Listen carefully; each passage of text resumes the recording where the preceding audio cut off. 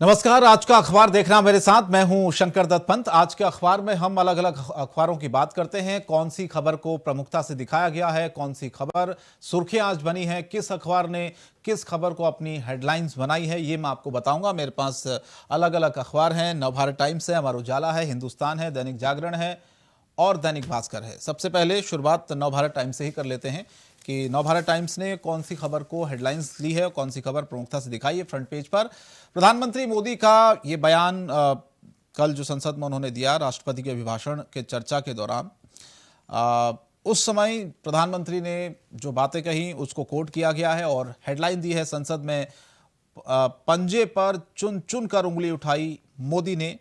प्रधानमंत्री बोले 100 साल तक सत्ता में नहीं आना चाहती कांग्रेस। ये कल प्रधानमंत्री ने जब अपने भाषण की शुरुआत की तो हंगामा भी हालांकि उस पर हुआ। कांग्रेस से चाहती है कि देश में बेरोजगारी, महंगाई को लेकर बात हो, इसीलिए बार बार बीच में हंगामा भी हुआ जब प्रधानमंत्री का संबोधन चल रहा था। तो कल प्रधानमंत्री ने बहुत सी बातें कही, कोरोना काल का उन्होंने जिक्र किया और साथ ही साथ कांग्रेस पर भी निशाना साधा। वो खबर इसमें प्रमुखता से दिखाई गई है। और दूसरी जो खबर है, अमित शाह ने जो कल संबोधन दिया वो भी राज्यसभा में, उसको लेकर भी ये बयान छपा है। असदुद्दीन ओवैसी को लेकर, उनकी सिक्योरिटी को लेकर अमित शाह ने जो कहा है वो इसमें हेडलाइन है। लिखा है, शाह बोले ओवैसी को खतरा है, बुलेट प्रूफ कार जेड सुरक्षा ले लें।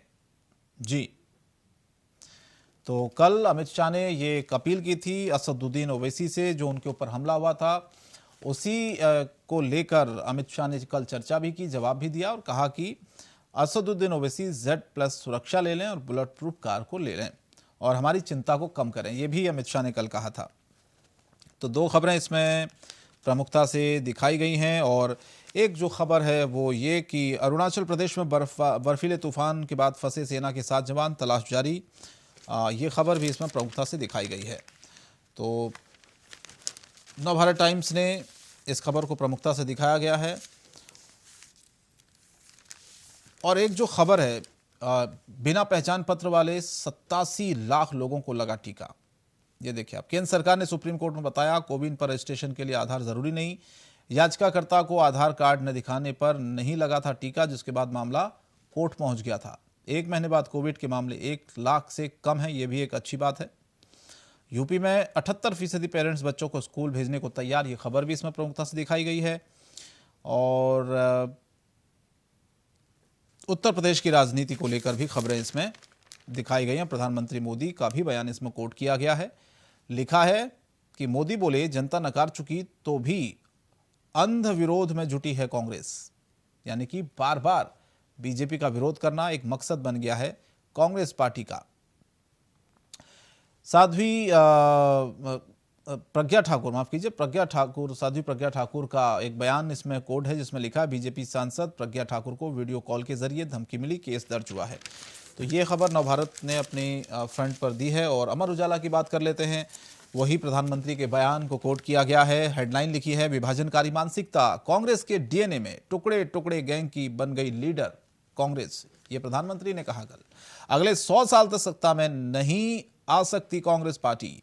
कल आपको याद होगा प्रधानमंत्री ने जिस तरह से कांग्रेस को एक के बाद एक घेरा, लिखा कि तमाम ऐसी चीज़ें जिसमें उन्होंने सरकार की उपलब्धियों को गिनाया। और लोकसभा में दरअसल ये पूरा वक्तव्य प्रधानमंत्री का था और इसमें कांग्रेस को उन्होंने एक तरह से आईना दिखाया। कहा कि एक तरह से आपका जो मकसद है वो सरकार का विरोध करना है। तो राष्ट्रपति के अभिभाषण पर लोकसभा में प्रधानमंत्री ने जवाब दिया तो कांग्रेस पर तीखा हमला बोला। कहा देश एक है, एक रहेगा। और दूसरी जो खबर इसमें छपी है वो ये कि दारुल उलूम देवबंद के पोर्टल से हटाए गए विवादित फतवे। बाल आयोग के निर्देश पर जांच शुरू हुई है। बच्चों के अधिकारों के हनन का आरोप लगा था। फिलहाल ये खबर भी इसमें प्रमुखता से दिखाई गई है। कोरोना टीकाकरण के लिए आधार अनिवार्य नहीं है। सुप्रीम कोर्ट का संबंधित प्राधिकरणों को निर्देश, 9 पहचान दस्तावेजों से कोई भी एक मान्य होगा। जरूरी नहीं है कि आधार कार्ड आपको दिखाना हो, क्योंकि बहुत से लोग जब गए वहां पर टीका लगाने के लिए, जब उनके पास आधार कार्ड नहीं था तो वैक्सीन नहीं लग पाई। और प्रचार थमने से पहले दलों ने पूरी ताकत झोंकी। पश्चिमी यूपी में आज प्रचार का आखिरी दिन है, उससे पहले आज भी प्रचार धुआंधार। उत्तर प्रदेश में दिखेगा आपको, गुरमीत राम रहीम को पंजाब चुनाव से 13 दिन पहले 21 दिन की पैरोल मिली है, तो ये खबर भी इसमें प्रमुखता से दिखाई गई है। जयंत चौधरी ने एक जो बयान कोट किया है, जो इन दिनों उत्तर प्रदेश की राजनीति में चल रहा है, गर्मी निकाल देंगे या 10 मार्च के बाद गर्मी शांत हो जाएगी, उस पर जयंत चौधरी ने ये बयान दिया जो कि कोट किया गया। इसमें लिखा है कि किसानों की गर्मी से वापस हुए कृषि कानून, सीएम योगी के गर्मी निकालने वाले बयान पर आरएलडी अध्यक्ष जयंत चौधरी ने कटाक्ष किया है। गाजियाबाद के मोदीनगर में जनसभा कर रहे थे, उसी दौरान उन्होंने गर्मी वाले बयान पर कटाक्ष किया सीएम योगी के। कहा कि किसानों की गर्मी से तो जो कृषि कानून थे उनको वापस लेना पड़ा सरकार को। प्रधानमंत्री का एक बयान कोट किया जिसमें लिखा है कि योगी ने पिछले 2 सरकारों से भी ज्यादा गुना भुगतान किया। जन चौपाल में किसान सम्मान निधि सहित तमाम लागू की गई योजनाएं गिनाई प्रधानमंत्री ने। कहा कि डबल इंजन की सरकार है,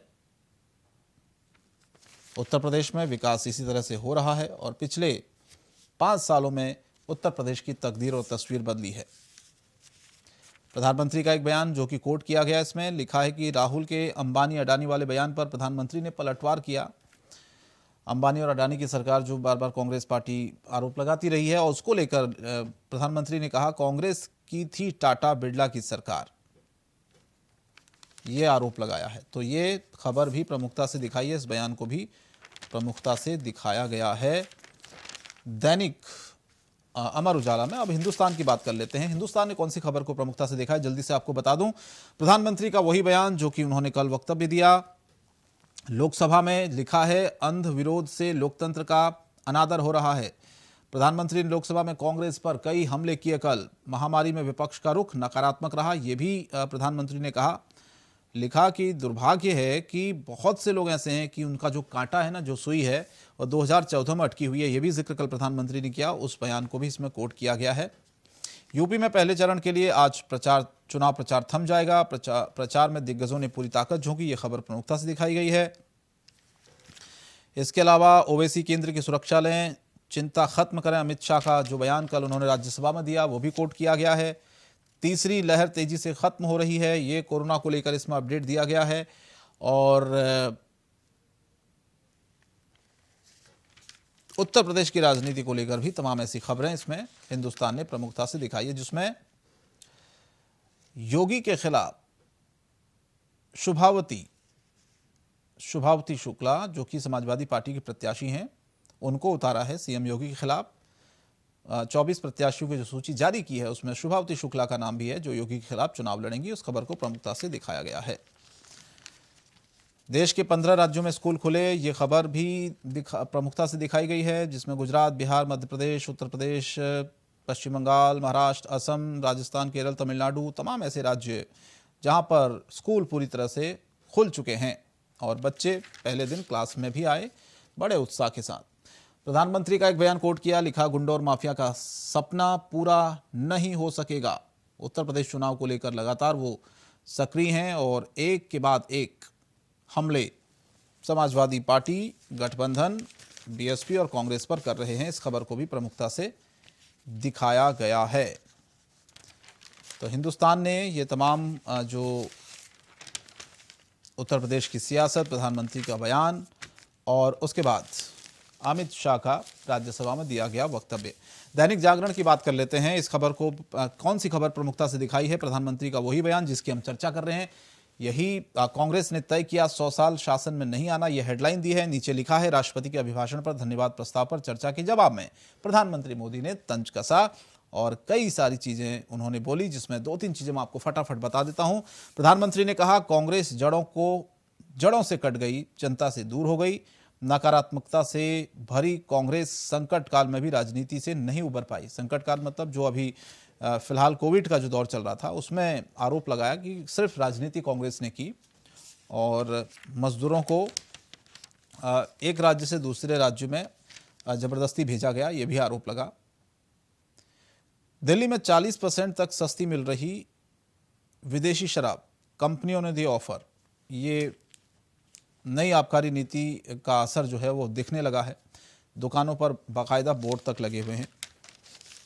जो लोग शराब पीते हैं उनके लिए अच्छी खबर है, कहा जा सकता है।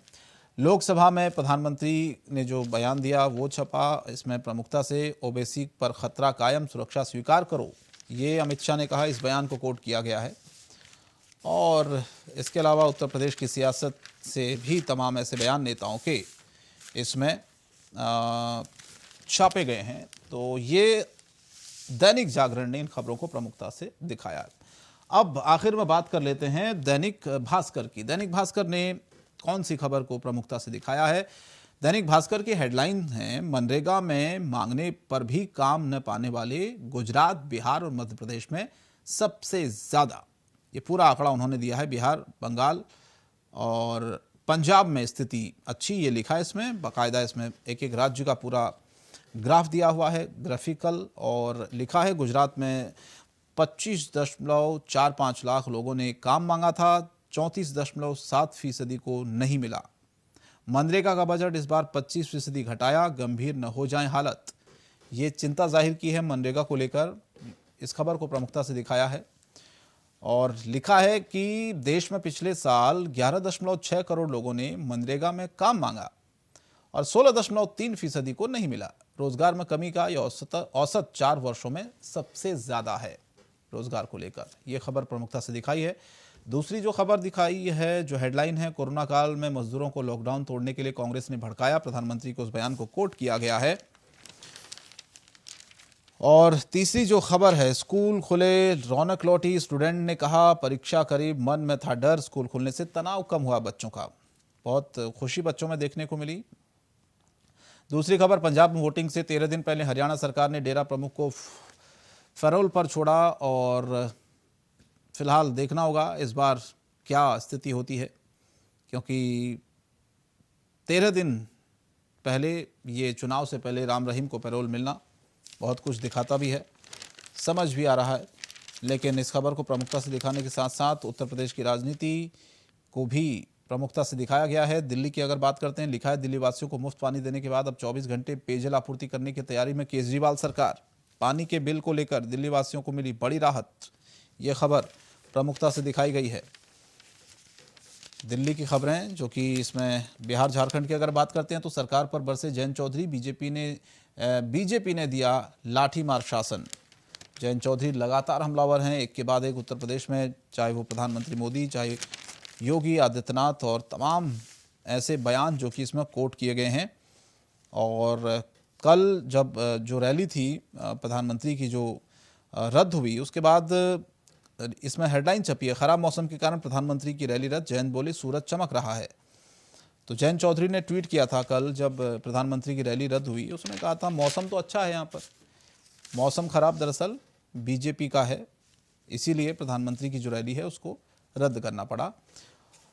तो ये तमाम अखबार जिनकी सुर्खियां मैंने आपको बताई, कौन सी खबर किसने प्रमुखता से दिखाई और किस खबर को तरजीह दी गई है, अपने फ्रंट पेज पर हेडलाइन दी है, जिसमें नवभारत, हिंदुस्तान, दैनिक जागरण, दैनिक भास्कर और अमर उजाला, तमाम अखबारों ने अलग अलग अपनी हेडलाइंस दी है। और कुल मिलाकर प्रधानमंत्री के उस बयान को कोट किया है जो कल उन्होंने वक्तव्य दिया था।